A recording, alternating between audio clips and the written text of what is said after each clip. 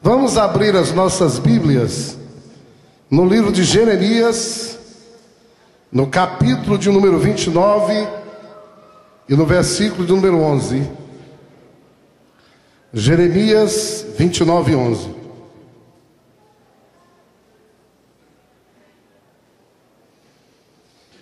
Diz assim: porque sou eu que conheço os planos que tenho para vocês, diz o Senhor, planos de fazê-los prosperar e não de causar dano, e não de lhes causar dano, planos de dar-lhes esperança e um futuro. Eu vou ler de novo. Porque sou eu que conheço os planos que tenho para vocês, diz o Senhor, planos de fazê-los prosperar e não de lhes causar dano, planos de dar-lhes esperança e um futuro. Pai bendito, eu quero te louvar pela tua palavra. E hoje, mais do que qualquer outra noite, qualquer outro dia, eu quero pedir, ó Deus, humildemente, que o Senhor possa usar a minha boca, a minha vida, com graça, com autoridade, com sabedoria, para falar a respeito da tua palavra que foi lida.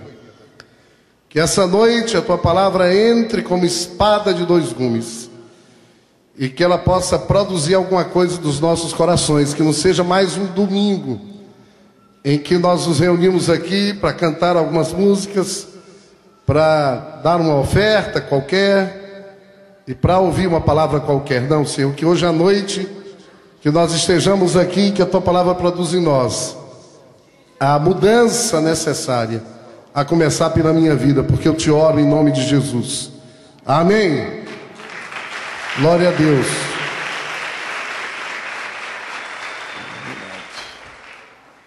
Queridos, Deus, e esse é o tema da nossa mensagem nessa noite, Deus tem sempre planos de bem e não de mal com relação às nossas vidas. Deus, Ele tem sempre planos de coisas boas, do bem para as nossas vidas e não do mal. Mesmo quando nós erramos, mesmo quando nós estamos errando, mesmo quando a nossa vida ainda não agrada o coração dele, mesmo quando a nossa vida vai de encontro com a vontade dele e com a palavra dele, mesmo assim Deus tem planos de bem e não planos de mal. Esse texto que nós lemos aqui de Jeremias, ele ilustra exatamente isso. O contexto desse texto que nós lemos, ou seja, Jeremias estava falando aquilo que ele recebeu de Deus, quando ele diz que eu sou o que conhece os planos que tenho para vocês. Quem está falando nesse texto aí? Põe o texto aqui, por favor. Obrigado, obrigado, querido. Quem está falando aí é Deus que está falando. Quem está dizendo que conhece os planos que tem para nós é Deus que está falando isso. E está dizendo que os planos que ele tem é para eles prosperarem e não causar dano. Planos para dar esperança e para dar um futuro. Deus está falando com quem? Deus está falando, queridos, com o povo hebreu. Logo que o povo hebreu foi mandado para o cativeiro babilônico, o povo de Israel queria um rei, foi dado um rei para o povo de Israel. Depois, Israel foi dividido, as 12 tribos foram divididas, 10 ficaram no norte e 2 ficaram ao sul. Houve uma divisão no reino, no meio, uma divisão política, econômica e geográfica de Israel. O povo passou por um período longo de apostasia, fizeram uma série de coisas que desagradavam a Deus. Reis tremendamente ímpios, fazendo coisa que eu não quero nem nomear aqui, que eu não gosto nem de falar, cometendo barbaridades espirituais, orgias sexuais, passaram a adorar outros deuses. E aí chegou no limite que Deus disse: não, peraí, eu tenho que entrar nessa situação, eu tenho que aplicar o meu tratamento no meu povo. E foi nesse momento em que Deus estava aplicando o seu tratamento que Deus permitiu que a maior nação da época entrasse em Israel, destruísse o templo de Salomão, porque Deus não tem compromisso com mais nada, queridos, a não ser com seus princípios e com a sua verdade. Deus não tem os queridinhos dele. Deus não passa a mão na cabeça de ninguém. Se você errar, você vai receber o tratamento de Deus, a disciplina de Deus, a correção de Deus.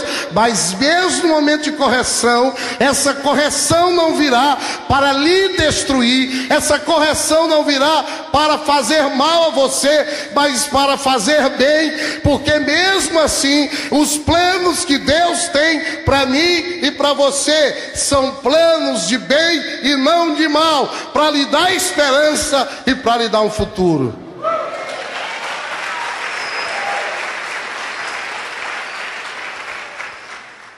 Depois desse tempo de correção viria a intervenção divina do cativeiro. Está muito alto o microfone, está doendo o ouvido de vocês ou não? Tá bom? Domingo passado parece que estava muito alto. Porque eu sou um pregador pentecostal. Eu não me levanto aqui para falar as coisas de Deus de qualquer jeito, não. Eu posso estar quebrado, moído, cansado, mas quando eu pego esse microfone eu viro assim um leão, aleluia. Posso não ser o maior pregador do mundo, mas o que eu prego aqui é o que eu vivo e o que eu creio.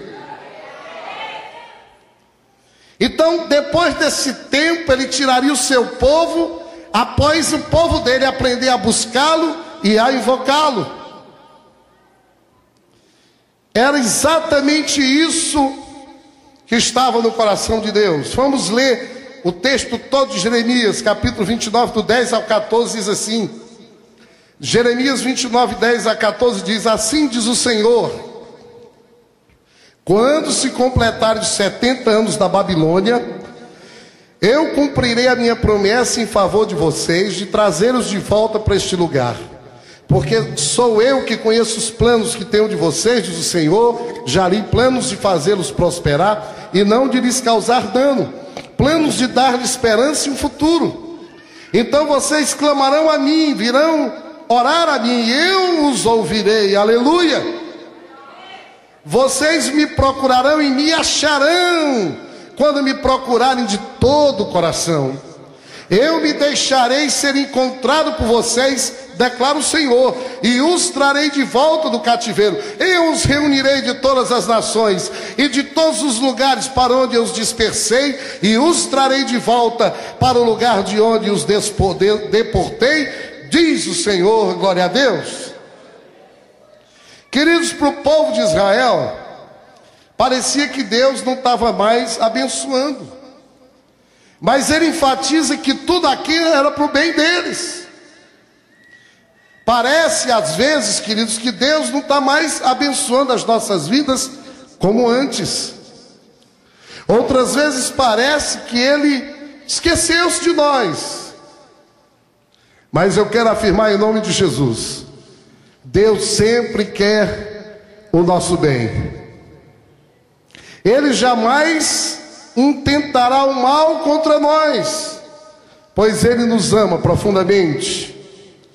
Mas a verdade é que no seu amor, Deus nos corrige.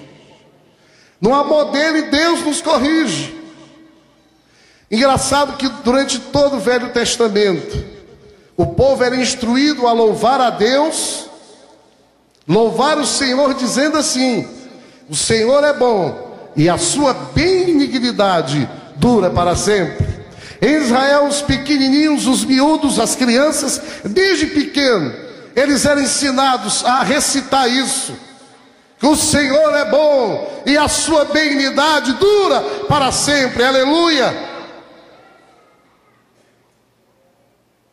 Nós não devemos avaliar o amor de Deus por aquilo que circunstancialmente nós vemos, por aquilo que circunstancialmente nós estamos vivendo, mas nós temos que avaliar a Deus por aquilo que está escrito na sua palavra.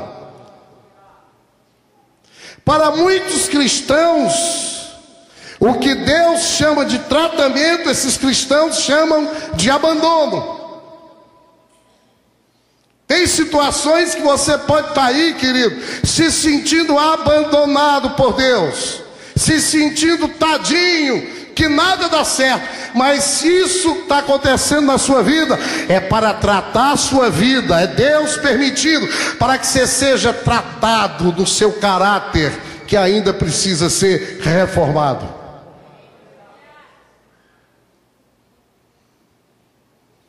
Ele usa todas as circunstâncias para que nós sejamos beneficiados. Romanos 8, 28 diz assim: sabemos que Deus age em todas as coisas para o bem daqueles que o amam, dos que foram chamados de acordo com o seu propósito. Aleluia. Eu quero dizer que nesse ano de 2013, os planos de Deus para a minha vida e para a vida de vocês são planos para o nosso bem. Mas alguns conceitos e há alguns princípios que nós precisamos aprender a respeito desse assunto. O primeiro princípio muito interessante, ele está descrito na situação que 3 homens, 3 hebreus, viveram durante o mesmo cativeiro babilônico. O nome desses homens é Ananias, Misael e Azarias, os amigos de Daniel, ou os nomes babilônicos Sadraque, Mesaque e Abidnego. E eu estou falando aqui da experiência que eles passaram na fornalha. A Bíblia diz, queridos, que o rei Nabucodonosor mandou fazer uma estátua de ouro para ele. E todos deveriam se curvar diante dessa estátua. Todos deveriam adorar os deuses babilônicos. Mas quando eles, um dia o rei estava lá, chegaram alguns dedos duros, porque tem gente assim. Tem gente que gosta de dedurar os outros. E disse: olha, rei, tem alguns aqui, os hebreus, eles não estão se curvando diante da sua estátua, nem se curvando diante dos nossos deuses. Quando são tocados a cítara, a flauta, as trombetas, eles não se encurvam. E eu gostaria de ler, o texto que fala sobre essa história, em Daniel capítulo 3, do versículo 1 ao 25. Mas eu queria só ler com os irmãos a partir do versículo 14 do capítulo 3 de Daniel. Diz assim: Nabucodonosor lhes disse: é verdade, Sadraque, Mesaque e Abidnego, que vocês não prestam culto aos meus deuses, nem adoram a imagem de ouro que mandei erguer?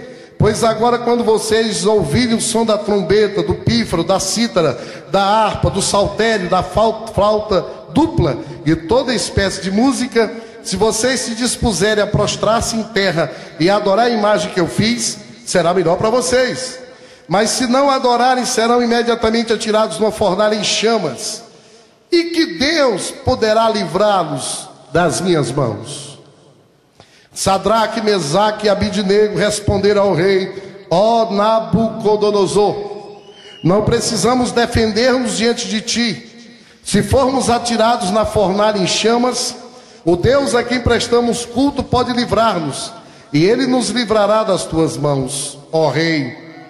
Mas se ele não nos livrar, isso é muito lindo, saiba, ó rei, que não prestaremos culto aos teus deuses, nem adoraremos a imagem de ouro que mandaste erguer. Aleluia! Nabucodonosor ficou tão furioso com eles que o seu semblante mudou. Deu ordens para que a fornalha fosse aquecida 7 vezes mais que de costume, e ordenou que alguns dos soldados mais fortes do seu exército amarrassem os 3 e os atirassem na fornalha em chamas. E os 3 homens vestidos com seus mantos, presta atenção, calções, turbantes e outras roupas, foram amarrados e atirados na fornalha extremamente quente.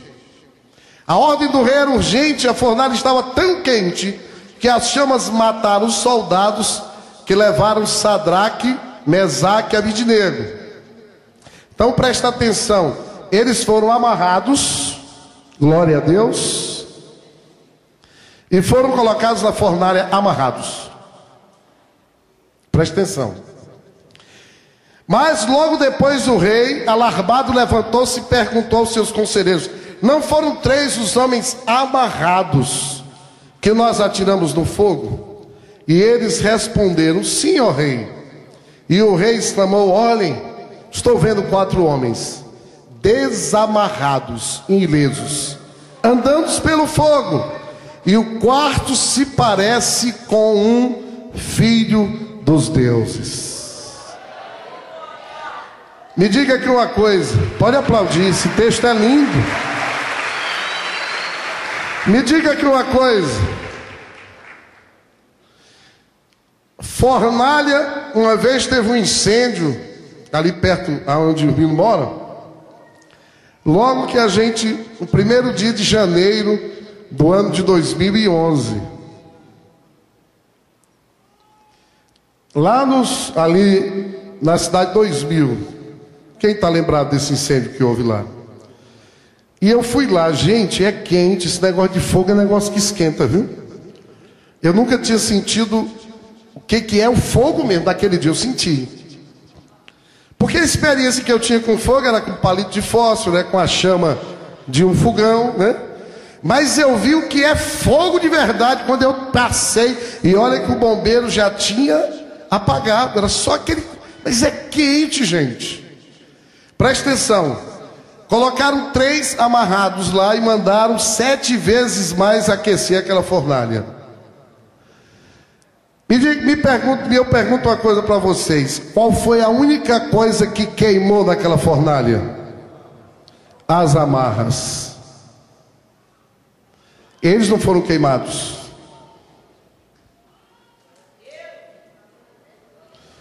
Eu quero dizer para vocês que da mesma forma, Deus permite que as provações venham sobre as nossas vidas como fogo consumidor. E o máximo que Ele quer que se queime são as amarras das áreas das nossas vidas que precisam ser queimadas. Aleluia! Querido, se você está passando uma situação difícil na sua vida, isso é tratamento de Deus para você, porque tudo que acontece com você é permissão de Deus. Satanás não pode tocar em você, as circunstâncias não podem tocar em você, e se está tocando é porque Deus permitiu. Se Deus permitiu, não é para lhe destruir, porque o fogo consumidor de Deus, ele só queima aquilo que tem que ser queimado. Aleluia, glória a Deus. E depois de tudo isso, e somente através disso, é que o crescimento vem na vida de muita gente.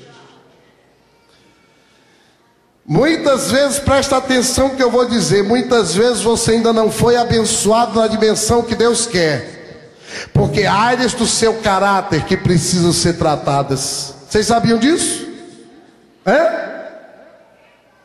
Porque se Deus te abençoar antes de te tratar, muitas vezes tu abandona Deus. Tem gente que se ganhar uma casa nova, irmã Lourdes, um carro novo, se não for tratado, se o coração dele está ligado a essas coisas, na hora, Thaís, que é abençoado, nunca mais aparece. Desaparece da célula, desaparece do discipulado e desaparece da igreja. Se Deus tem permitido alguma área da sua vida, aperto da sua vida, querido, é porque Deus está querendo queimar o que tem que ser queimado, que ainda precisa ser queimado.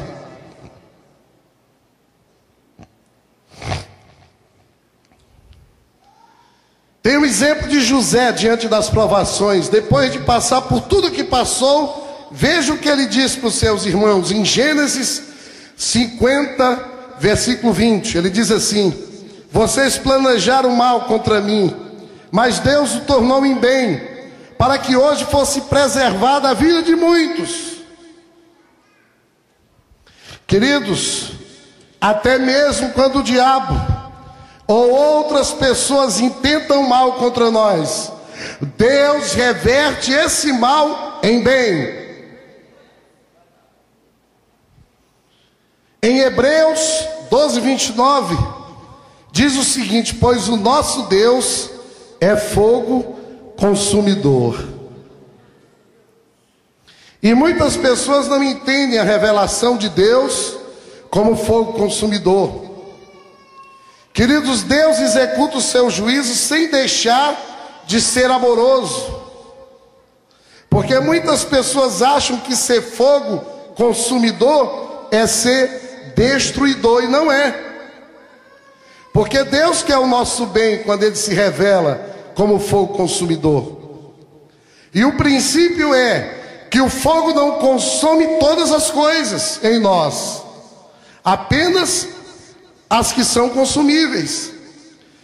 1 Coríntios 3, 12, 15 diz assim: se alguém constrói, veja bem o que é que o fogo de Deus queima e destrói. Se alguém constrói sobre esse alicerce, quem é o alicerce? Jesus. Usando ouro, prata, pedras preciosas, madeira, feno ou palha, sua obra será mostrada, porque o dia atrará a luz, pois será revelada pelo fogo, que provará a qualidade da obra de cada um.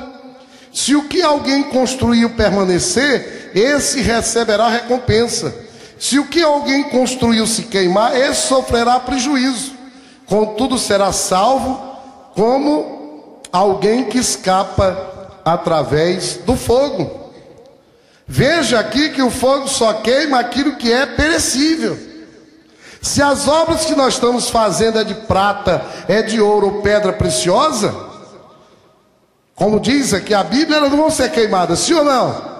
O ouro, quanto mais fogo leva, mais purificado fica. O que que vai queimar na nossa vida? Obras de madeira, de feno e de palha.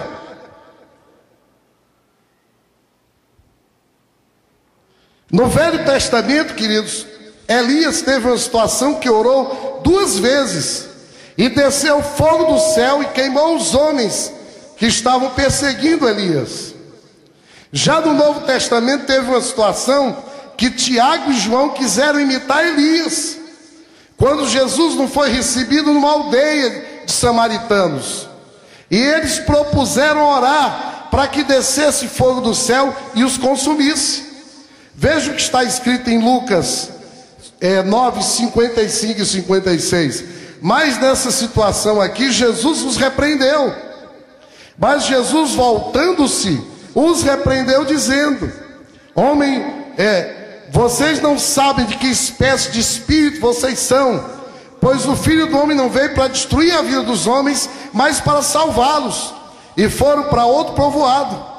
A visão de Deus como fogo consumidor que eles tinham era de destruição. E o fogo consumidor de Deus não é para destruir ninguém, é para restaurar e para salvar. Aleluia! Quando Deus permite que o fogo dele toque em nós, é para queimar em nós aquilo que precisa ser queimado, é para nos consertar, é para nos disciplinar, é para nos purificar, é para tirar aquelas arestas que impedem a ação da plenitude de Deus a nos abençoar plenamente, queridos. Aleluia! E aí nós temos um exemplo grande que fala e ilustra a respeito disso, que é o exemplo do fogo da sarça ardente. Moisés teve uma visão de uma sarça que ardia, mas não queimava. E hoje à noite nós vamos entender por que o fogo da sarça não consumia. Por que que Moisés teve uma visão de uma sarça? Sarça é uma planta de pequeno porte, que dá no deserto lá do deserto do Sinai. Eu cheguei a ver, eu estive lá. É um arbustozinho que dá um montezinho assim, pequeno, de uma planta. E aquela planta que ele viu, ela ardia, mas não queimava. Por que essa sarça, ela não consumia, aquele fogo não consumia aquela planta? Vamos ler Êxodo para ver esse texto 3, do versículo 1 ao 6, diz assim: Moisés pastoreava o rebanho de seu sogro Jetro, que era sacerdote de Midian. Um dia levou o rebanho para o outro lado do deserto e chegou a Horebe, o monte de Deus.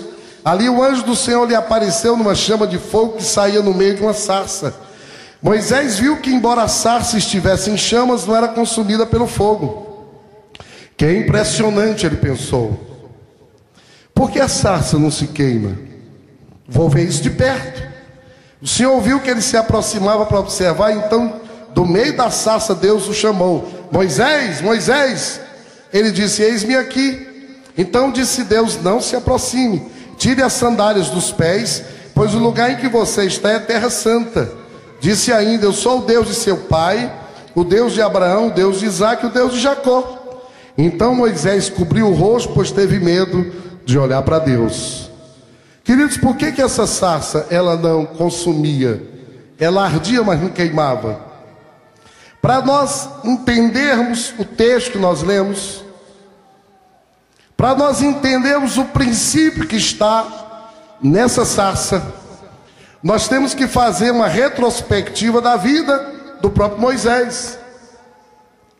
Moisés nasceu e ele foi colocado no cesto, no Rio Nilo, por seus pais, porque estava havendo uma matança dos filhos das hebreias. Ele foi adotado pela filha de Faraó. A sua própria mãe o criou até certa idade. Depois ele viveu no palácio de Faraó até os 40 anos de idade. E ele foi educado em toda a ciência dos egípcios. E havia uma distância muito grande entre a realidade dele e a realidade do resto do povo hebreu. Mas no coração de Moisés ele já ansiava libertar o seu povo. E quando, já aos 40 anos, ele foi visitar o povo, ele viu um egípcio maltratando um hebreu. O que ele fez? Ele foi lá e matou o egípcio. E chegou isso ao conhecimento do faraó e ele teve medo. E aí ele foge para o deserto de Midian. E por que ele matou esse egípcio? Por uma única razão, queridos. Ele matou esse egípcio. E essa razão está no livro de Atos, capítulo 7, versículo 25. Quantos estão entendendo o que eu estou dizendo aqui? Diz assim, Atos 7, 25. Ele pensava que seus irmãos compreenderiam que Deus estava usando para salvá-los, mas eles não compreenderam. Sabe o que é mais interessante aqui, Pires? É que Moisés, mesmo antes de Deus falar para ele que ele seria o libertador do povo, ele já desejava isso no coração dele. Quantos estão entendendo o que eu estou dizendo? Moisés foi lá matar aquele egípcio pelo simples fato de que ele queria libertar o povo, mesmo antes de Deus falar para ele que ele seria o libertador. E em Filipenses 2,13 diz assim: pois é Deus quem efetua em vocês tanto querer quanto realizar, de acordo com a boa vontade dele. Queridos, Deus, vocês sabem por que vocês estão aqui hoje? Porque Deus colocou esse desejo no coração de vocês, de estarem aqui, servir a Deus. Deus coloca o desejo no coração da pessoa, tanto a vontade como o efetuar daquela vontade. Mas, contudo, porém, entretanto, não é somente o querer que vem de Deus, o realizar também vem de Deus. Moisés, Deus colocou no coração de Moisés a vontade de ser o libertador, queridos. Mas Moisés não podia libertar o povo de Deus de qualquer jeito. Tinha que ser o realizar de Deus e não o realizar de Moisés, porque para Deus o importante não é você fazer a coisa certa, você tem que fazer a coisa certa do jeito dele e do jeito certo. Quantos estão entendendo? Moisés tinha um desejo de libertar, mas ele queria fazer do jeito dele, e do jeito dele não dava certo. E aí foi que Deus permitiu que ele fosse para onde? Para o deserto. E lá ele passou 40 anos no deserto. Lá ele se casou. E lá ele teve que desaprender tudo que aprendeu. Ele passou 40 anos se desintoxicando das coisas que ele aprendeu na casa de Faraó. Ele passou 40 anos desaprendendo para reaprender a fazer as coisas de acordo com a vontade de Deus. Quantos estão entendendo? E aí eu pergunto para vocês, por que Moisés não pôde libertar o povo quando tinha 40 anos de idade? Em primeiro lugar, porque ainda não era o tempo determinado por Deus. Deus já tinha dito lá em Gênesis 15, 13, 16 o seguinte: então o Senhor lhe disse, saiba que os seus descendentes serão estrangeiros, falando para Abraão, numa terra que não lhes pertencerá, onde também serão escravizados e oprimidos por 400 anos. Mas eu castigarei a nação a quem servirão como escravos, depois de tudo sairão com muitos bens. Você, porém, irá em paz a seus antepassados, será sepultado em boa velhice. Na quarta geração, seus descendentes voltarão para cá, porque a maldade dos amorreus ainda não atingiu a medida completa. Aos 40 anos de idade, Moisés, em primeiro lugar, não estava autorizado para promover a libertação do povo de Israel, porque ainda não era o tempo de Deus. Deus já tinha dito que teria um tempo, 4 gerações, 400 anos. E em segundo lugar, porque ainda não era o tempo de Deus na vida de Moisés. Moisés ainda não estava preparado, porque aos 40 anos Moisés não entendia nada de Deus. Ele passou 40 anos aprendendo como ser um bom egípcio. E ele não estava preparado espiritualmente, ele não tinha experiências com Deus, para que Deus pudesse usá-lo como grande líder. Moisés foi o maior líder, queridos, que nós temos na Bíblia Sagrada. Então, depois de 40 anos consumindo os excessos do preparo egípcio, 40 anos Deus foi queimando áreas na vida de Moisés, 40 anos Deus foi trabalhando na vida de Moisés, 40 anos Deus foi tirando as arestas da vida de Moisés, 40 anos Deus foi tirando o Egito dentro do coração de Moisés. E aos 80 anos, Deus se apresenta a Moisés em meio a uma sarça que ardia, mas que não queimava. Quando Deus se encontra com Moisés já aos 80 anos, Deus não acusa Moisés de homicídio que ele cometeu 40 anos antes.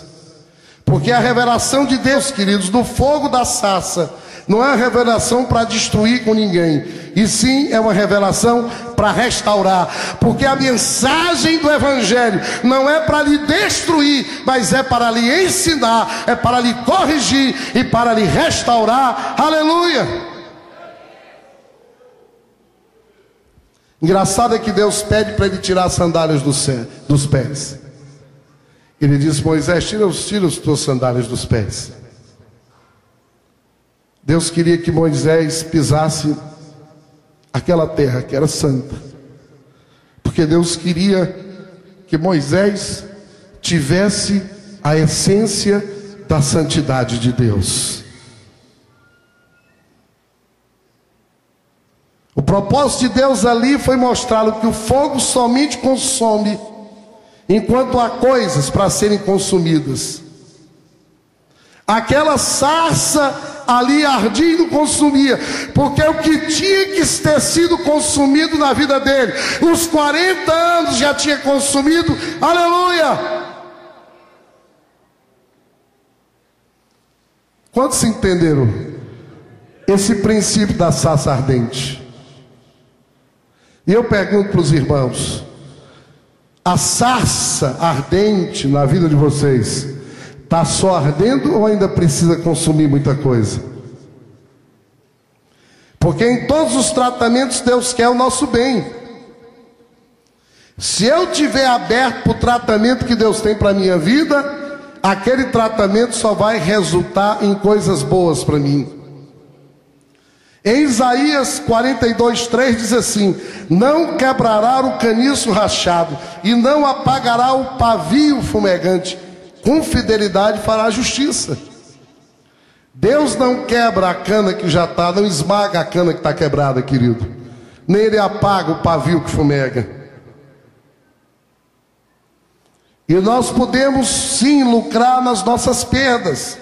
Às vezes a gente sofre uma perda, irmã Luz, e a gente pensa que a gente está só perdendo, mas muitas vezes nós estamos lucrando.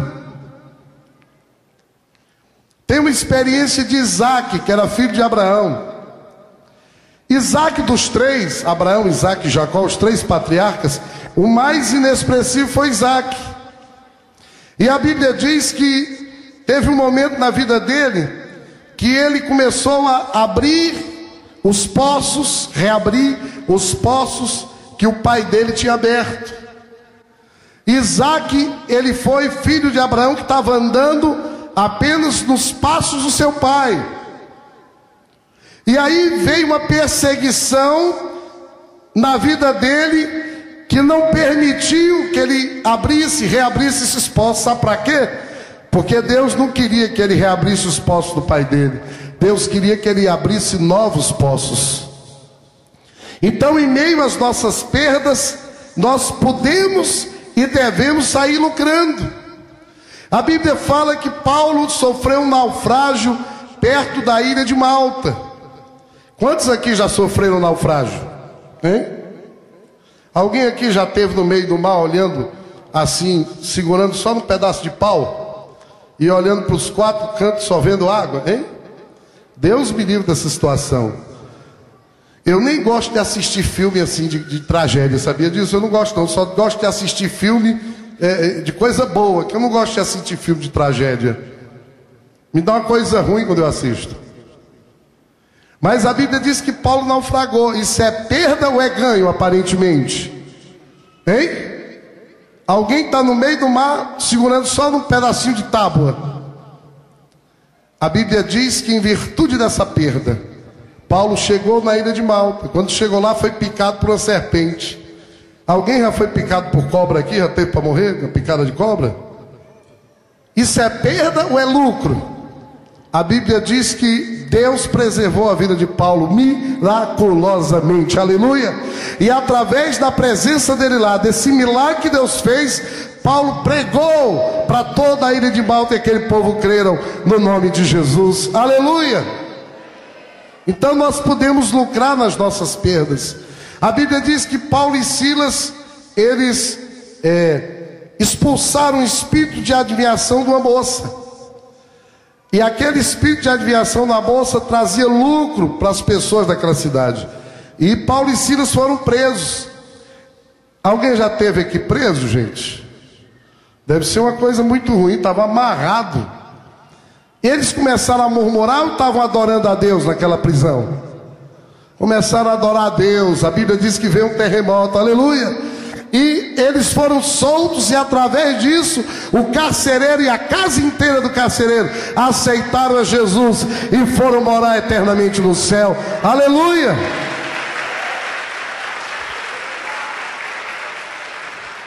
Então, até nas nossas perdas, queridos, nós podemos e devemos lucrar. Muitas vezes você está aí passando uma situação que é de perda, mas os planos que Deus tem para você não é de mal, é de bem. Esse fogo não vai lhe consumir, só vai consumir o que precisa ser consumido, aleluia. Se você está no meio do fogo, meu irmão, esse fogo não vai lhe destruir, é para lhe restaurar, é para lhe consertar, é para lhe adestrar, é para fazer de você um crente mais abençoado ainda. Glória a Deus por isso. Tem a história dos pescadores. Os pescadores numa comunidade pequena saíram para pescar e eles naufragaram lá no meio do mar. E a cidade inteira foi para a beira da praia. E uma das casas de um dos donos de um daqueles pescadores queimou. Deixaram lá a lamparina acesa e queimou. Todo mundo saiu. E teve aquele fogaréu. E através daquele fogaréu é que os pescadores lá em alto mar, eles conseguiram se nortear. E em virtude disso eles conseguiram chegar até a praia. E quando esse pescador, dono daquela casa, chegou ali naquela comunidade, a família foi receber, e a mulher começou a murmurar e lamentar e disse: olha, já não bastou você quase morrer, a nossa casa foi destruída pelo fogo. E ele disse: não, minha mulher, não lamente não, porque foi através desse fogo que nós conseguimos ver onde é que estava, nos nortear, e foi através dessa casa que queimou que nós conseguimos nos salvar e chegar até a praia. Então existem situações que a gente pensa que é para o mal, mas é para o bem, meu irmão. Existem situações que dizem assim: mas eu estou aqui, pastor, com a mão na cabeça para não perder o juízo. É para o teu bem, querido, porque os pensamentos que Deus tem ao teu respeito não são pensamentos de mal, mas são pensamentos de bem, para te dar esperança e para te dar um futuro, aleluia.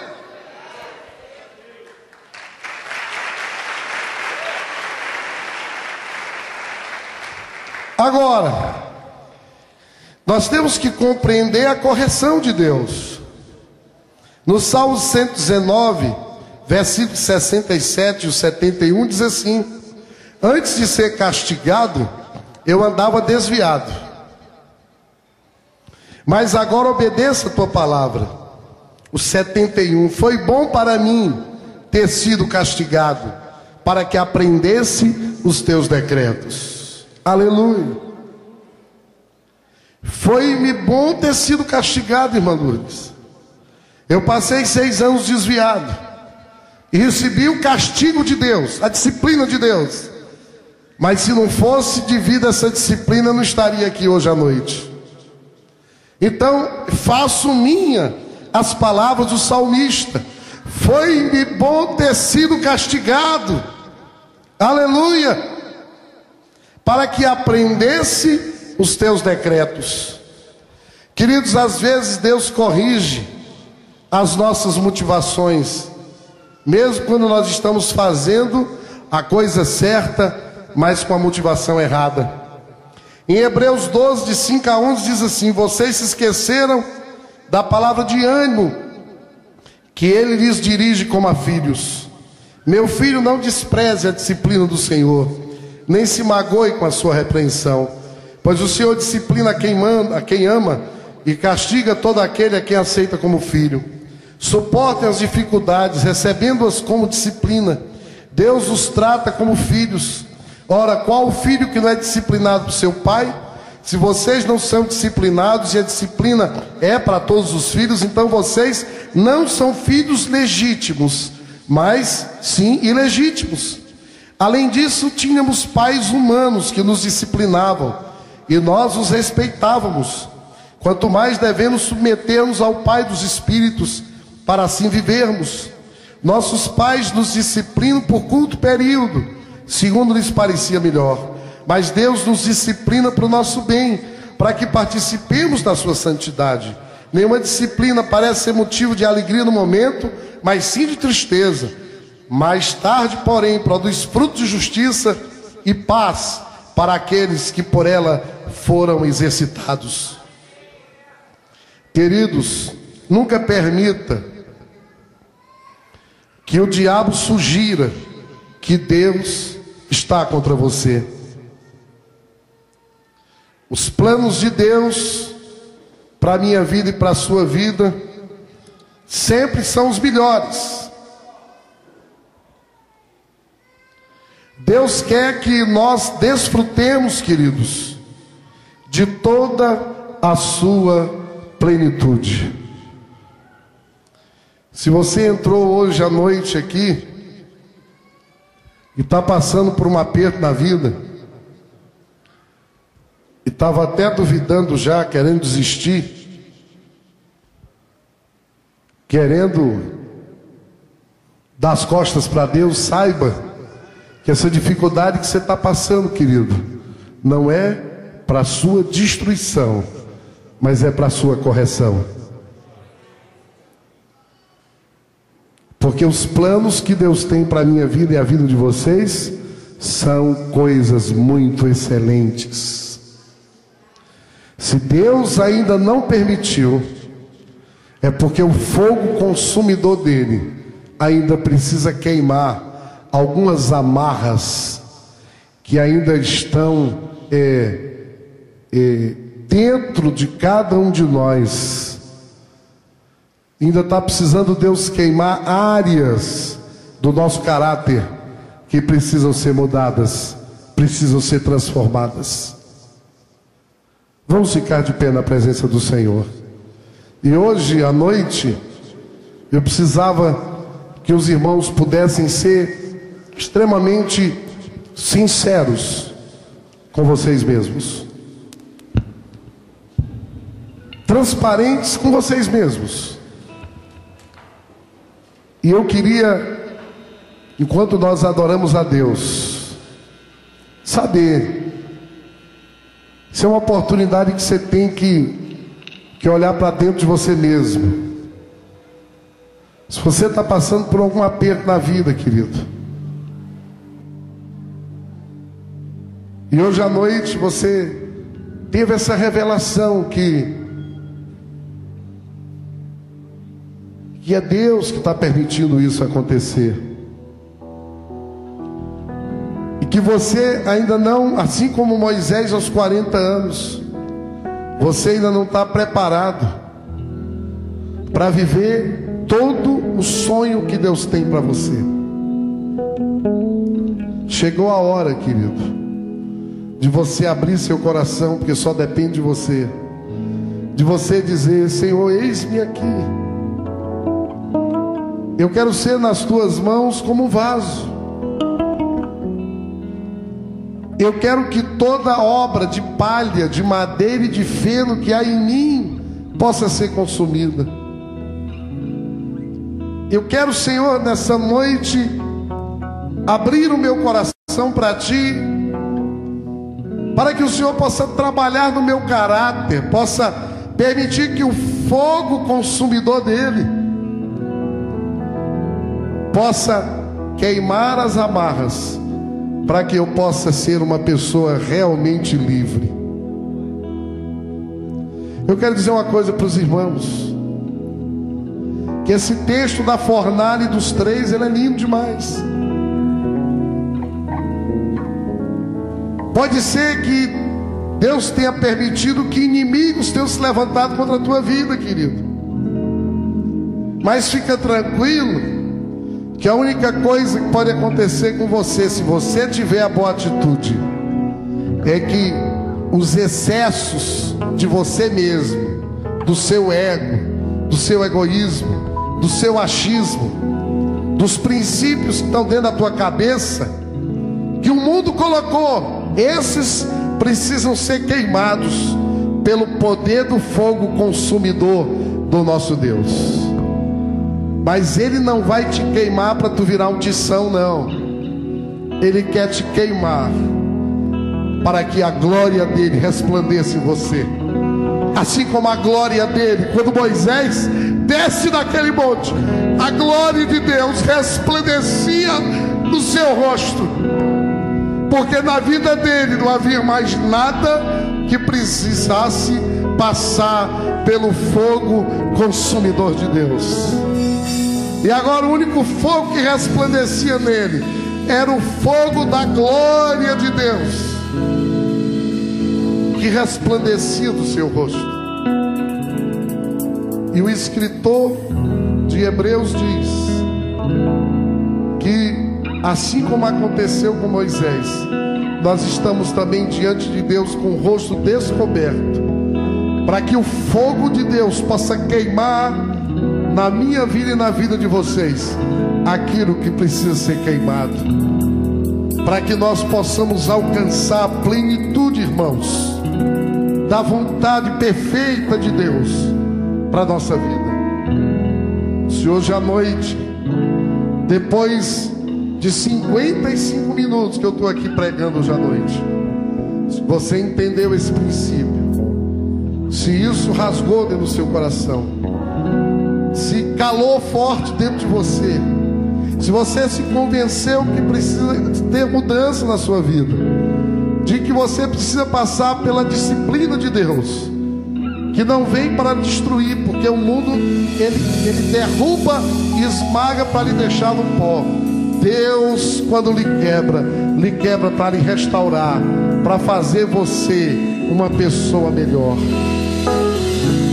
Se Deus tem permitido esse processo na sua vida, e se você hoje abre o seu coração e diz, não para mim, mas para Deus, diz: Deus, meu Pai, eu quero esse tratamento para a minha vida, eu quero ter o fogo em mim, para que aquilo que precisa ser queimado na minha vida seja para que eu possa experimentar a plenitude da tua vontade na minha vida. Enquanto nós estivermos adorando a Deus com aquela música, eu quero ser um vaso novo, aleluia, você vai sair do seu lugar e vai vir aqui à frente em nome de Jesus. Pode sair do seu lugar em nome de Jesus.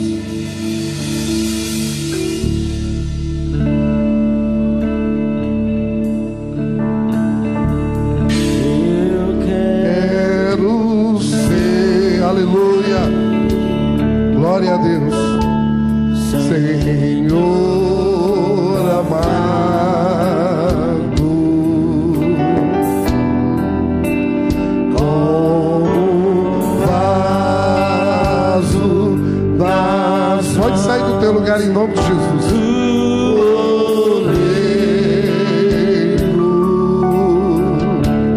Quebra minha vida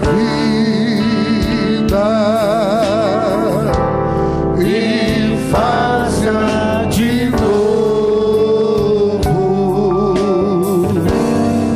Eu quero ser, eu quero ser o vaso novo. Eu quero. Quem sabe adorar o Senhor, levanta a tua mão. Querido, se você acha que está tudo bem na tua vida, se você acha que não há nada na tua vida para ser queimado, para ser transformado, pode continuar no seu lugar. Agora, se você acha que você precisa ser transformado, ser mudado, poder do fogo consumidor de Deus, você tem a oportunidade de sair do seu lugar. Agora, em nome de Jesus. Agora, se você diz, pastor, eu já sou o que eu quero ser, eu já estou do jeito que Deus quer que eu esteja, pode continuar aí no seu lugar. Se você acha que você é Moisés aos 40 anos, vem pra cá. Agora, se você acha que é Moisés aos 80, pode ficar ali. Pode vir mais pra frente aqui. Pode vir mais pra frente aqui. Tá vindo mais gente à frente. Ele não tinha entendido ainda o apelo. Pode vir mais pra frente. Se quiser, sobe aqui. Pode tirar essas cadeiras pra mim aqui, por favor. Pode subir aqui em nome de Jesus. Querido, quem acha que é Moisés aos 40, venha pra cá. Quem acha que não precisa de Deus trabalhar em nenhuma área da vida, é Moisés aos 80. E a sarça não precisava consumir.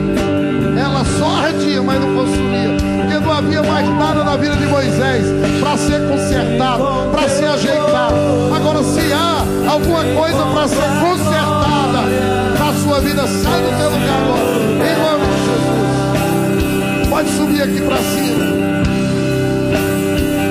Traz renovo, vasos novos pra te adorar. Pode vir aqui pra cima. Pode me ajudar aqui. Está chegando mais gente. Vem com teu fogo, vem com tua glória nesse lugar.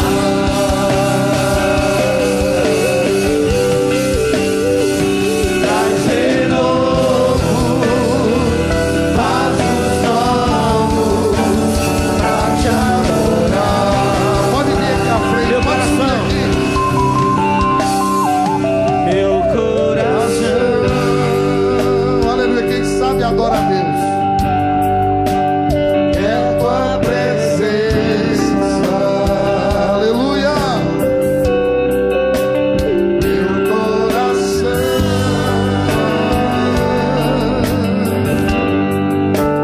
quer te adorar.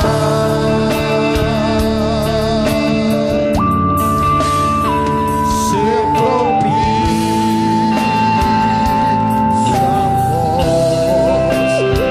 nesse lugar.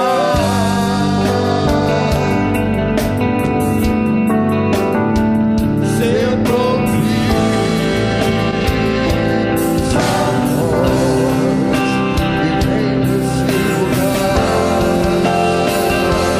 Aleluia. vem com teu fogo, Vem com tua glória nesse lugar.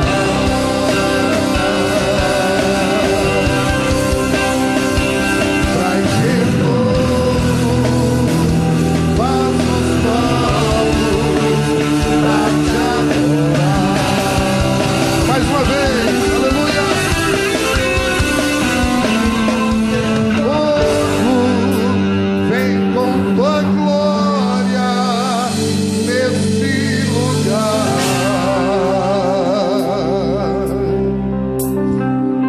Traz renovo, vasos novos pra te adorar. Aleluia, bendito Deus e Pai, nós te louvamos nessa noite, meu Deus. Adoramos o teu nome por essas vidas, te pedindo que o fogo consumidor do Senhor seja sobre eles, Pai, queimando o que precisa ser queimado, queimando as amarras que os prendem ainda, meu Deus, as coisas do Egito, Pai, ó Deus, aos princípios do Egito, a maneira do Egito ser, que saia da vida deles em nome de Jesus. E assim como o oleiro, Pai, que tu estejas a quebrar essas vidas para refazê-las para a glória do teu nome, para vasos de honra na tua casa, meu Deus, porque em nome de Jesus é que eu te oro. Amém, amém, aleluia. Pode aplaudir bem forte, Jesus. Aleluia. Queridos, há alguém hoje à noite aqui que diz assim: pastor, eu quero entregar a minha vida a Jesus. Eu estou aqui a primeira vez. Levante a mão. Qual vai ser a primeira pessoa? Deus te abençoe aqui na frente. Dá um passinho para frente. Pode ficar aqui, irmãos. Quem mais vai aceitar a Jesus? A segunda. Quem mais? Traz aqui em nome de Jesus. Traz aqui, olha essa moça aqui sozinha. Pega ela aí, Nayara. Quem mais hoje à noite vai dizer: pastor, eu quero Jesus para minha vida? Se você está desviado, essa é uma oportunidade que você tem de voltar, querido, para a casa do Senhor. Pode vir à frente, sai do teu lugar em nome de Jesus. Os irmãos podem ir para o lugar dos irmãos. Deus abençoe a vida de vocês. Quem mais nessa noite diz? Tem mais um rapaz, uma moça, um casal, ele? Aqui há um conselheiro aqui pertinho dele. Arranja aí, Donete. Alguém, Deus te abençoe aqui na frente. Estamos precisando aqui de um conselheiro, um homem, um líder de célula, supervisor de setor. Glória a Deus. Aqui, meu filho, vem aqui. Supervisor de setor, um líder de célula, vem aqui pertinho dele. Aleluia, Deus te abençoe. Quem mais hoje à noite diz: pastor, eu quero hoje entregar a minha vida a Jesus como Senhor da minha vida? Levanta a tua mão onde quer que você esteja, em nome de Jesus. Há mais alguém aqui hoje à noite que está desviado e quer voltar para os caminhos do Senhor? Deus te abençoe. Glória a Jesus. Então vem aqui para pertinho de mim, traz aqui um. Está também entregando a vida para Jesus. Queridos, eu queria que vocês repetissem uma oração aqui comigo. Amém? Repete assim, diz: Senhor Jesus. Diz bem alto: Senhor Jesus, eu reconheço que sou um pecador. Hoje à noite, diga: hoje à noite eu recebo Jesus como Senhor da minha vida e como Salvador da minha vida. Perdoa meus pecados, escreve meu nome no livro da vida, que em nome de Jesus é que eu oro. Amém. Pai bendito, eu quero te louvar por essas vidas. Quero pedir a tua graça, o teu favor sobre elas, e que nós possamos cuidar de cada uma delas, Pai, porque em nome de Jesus é que eu te oro. Amém, amém. Queridos, há 4 coisas que eu queria dizer para vocês. A primeira é que essa é a decisão mais importante. Preste atenção aqui. Essa é a decisão mais importante da vida de vocês. É a decisão que vai dizer aonde vocês vão morar, no inferno ou no céu. Porque o inferno e o céu não é algo para viver só depois da vida, não. O inferno é todo lugar onde Deus não está. Pode ser aqui, pode ser na casa de vocês, pode ser no trabalho, pode ser no meio da rua. O inferno é a ausência de Deus, da vontade dele sendo feita. E a decisão que vocês estão tomando, olha bem no meus olhinhos aqui, é que a partir de hoje vocês já estão morando no céu. Não importa as circunstâncias que estão ao redor da vida de vocês. Essas circunstâncias Deus vai trabalhar, porque os planos que Deus tem para vocês são de bem, para dar esperança e dar um futuro a vocês. Segundo, vocês precisam ser cuidados, porque vocês são bebês espirituais, estão nascendo hoje. Você quer alguém cuide, alimente, bote a comidinha, ajude a caminhar, a se alimentar, a limpar a bundinha, comprar a chupetinha, acalentar quando chora. E aqui na nossa igreja nós temos um berçário chamado Célula, que é uma reunião no lar, que vocês precisam frequentar já essa semana. E nós temos aqui um papai e uma mamãe espiritual chamado discipulador, que vocês vão ter para cuidar de vocês. São os pais e as mães espirituais. Amém? Glória a Deus. E aqui o culto de celebração é um grande parque de diversão, que todo domingo a gente vem para nos divertirmos grandemente na presença do Senhor e para ver a glória dele se manifestando nesse lugar. Amém? A 4ª coisa, vocês não estão mais só. Amém? Hoje em dia nós vivemos num mundo em que as pessoas estão só no meio da multidão, estão só dentro de casa, não tem com quem contar. Sim ou não? Não é assim o mundo? Hein? Todo mundo gosta de quem tem dinheiro, quem está na boa, quando está na pior. Até os falsos amigos vão embora. É ou não é? Ninguém encontra nenhum homem para chorar. Mas aqui na igreja, olha para ali, vocês acabaram de ganhar uma nova família. Essa é a família de vocês a partir de hoje. Parabéns, nós te amamos. Seus pecados foram perdoados. Você faz parte da família de Deus. E isso é só o começo na vida de vocês. Aleluia.